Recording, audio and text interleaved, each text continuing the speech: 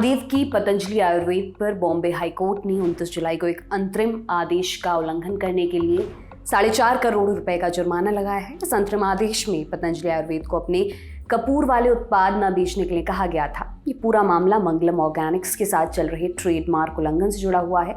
Bombay high court के justice RI चागला ने मंगलम Organics की अंतरिम याचिका पर यह आदेश दिया। इससे पहले कोर्ट ने पिछले साल अगस्त में पतंजलि को अपने कपूर से जुड़े उत्पाद बेचने पर अंतरिम रोक लगाई थी। इस बीच मंगलम ऑर्गेनिक्स ने कोर्ट में एक अंतरिम याचिका दायर की। इसमें कहा गया कि पतंजलि ने कोर्ट के आदेश का उल्लंघन किया है। इधर एक एफिडेविट में पतंजलि ने कोर्ट से बिना शर्त माफी मांगी और भविष्य में कोर्ट के आदेश का पालन करने की बात कही।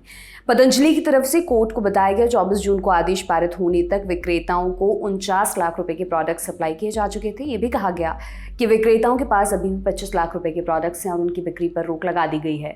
इधर मंगलम ऑर्गेनिक्स की तरफ से कहा गया कि पतंजलि ने अपने कपूर से जुड़े उत्पाद 24 जून के बाद भी बेचे। यहाँ तक कि 8 जुलाई तक पतंजलि की वेबसाइट पर इन उत्पादों को बिक्री के लिए लिस्ट किया गया था। मंगलम ऑर्गेनिक्स की तरफ से कहा गया कि पतंजलि ने जानबूझकर अपने एफिडेविट में ये जानकारी नहीं दी। इससे पहले इस मामले में 8 जुलाई को सुनवाई हुई थी। कोर्ट ने कहा था कि पतंजलि ने उसके आदेश की अवमानना की है, जिसके लिए कंपनी को 50 लाख रुपए जमा करने होंगे। इसके बाद अब जब 29 जुलाई को इस मामले की सुनवाई हुई तब कोर्ट ने पतंजलि से 4 करोड़ रुपए और जमा करने के लिए कहा है। इस बीच एक दूसरे मामले में दिल्ली हाईकोर्ट ने पतंजलि से अपने उन दावों को वापस लेने के लिए कहा है जिसमें ये कहा गया था कि एलोपैथी डॉक्टर्स कोविड महामारी के दौरान हुई लाखों मौतों के लिए जिम्मेदार हैं।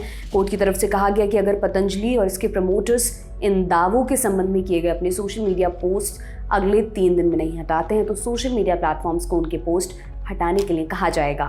दिल्ली हाईकोर्ट की तरफ से कहा गया कि कोविड के दौरान एलोपैथिक डॉक्टर्स को लाखों मौतों का जिम्मेदार बताने का पतंजलि का दावा खतरनाक है। कोर्ट ने भी कहा कि पतंजलि की तरफ से कोरोनिल को कोरोना का उपचार बताने के दावे से आम लोगों को नुकसान पहुंच सकता है और इससे आयुर्वेद की बदनामी हो सकती है। आपको बता दें कि जून 2020 में पतंजलि ने कोरोनिल लॉन्च किया था। दावा किया था कि 7 दिन में कोरोना इससे खत्म हो जाएगा। लोगों ने खूब कोरोनिल उस वक्त खरीदा, तब लोग इसे इम्यूनिटी बूस्टर मानकर खरीद रहे थे।